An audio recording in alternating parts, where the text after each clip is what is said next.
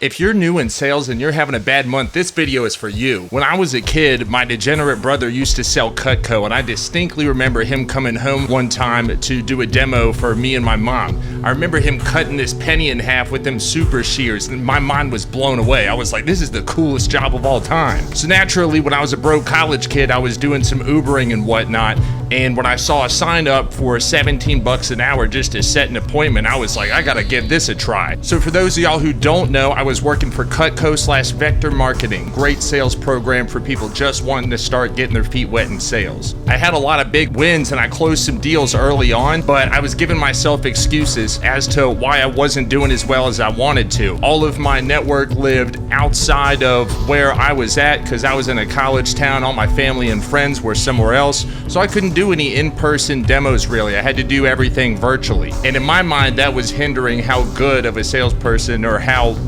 what my results would end up being. I also felt like I was just annoying those in my network because I was hitting up people and talking about talk tracks that didn't align with my real situation, saying this is gonna help out with my school, or I was gonna get this scholarship to help me further my education, even though my school was already paid for by the GI Bill. But while I was selling knives, I did get some excellent starting points for getting into blitz mode, handling objections, getting over the feel of cold calling, fear of rejection, that kind of thing. So after a couple of shitty demos, I ended up quitting after maybe 2 months after I just didn't close anything and I thought that the buyer was interested and I just couldn't get a simple paring knife to convert. Fast forward to when I was a property manager right outside of college, making a very decent but just overall boring flat base salary. I was at a conference for real estate and property management pros and I was chatting it up with this girl who was just killing it, pushing this air filter subscription service. She was full of energy, she was great at talking about the product, and she made me want to buy. And I was like, man, this girl is great at sales.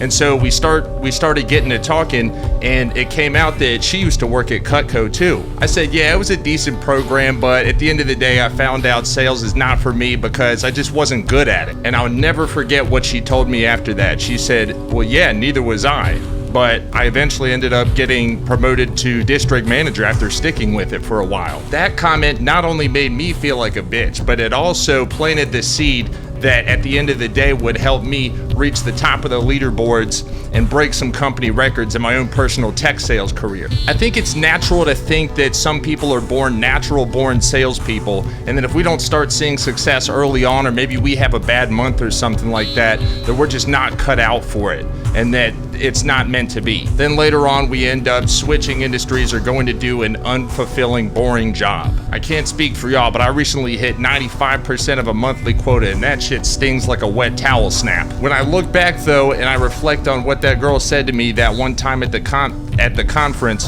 1, I didn't try as hard as I could have. 2, I wasn't as organized as I could have been. And 3, every other job I've had is shittier than what I do now. I believe the reason we avoid doing what we need to do that we know is gonna get us to success in sales is not because we're fear of rejection per se, but we're afraid of what's gonna happen when rejection happens, or even before we get rejected, we anticipate that if we are rejected, we're gonna feel like we're not as good as we wish that we were. When the reality is the only way to get as good as we wanna get is by keep pushing and by doing the things that we know we need to do to succeed. It's not just skill, it's not just experience. Hard work always pays off.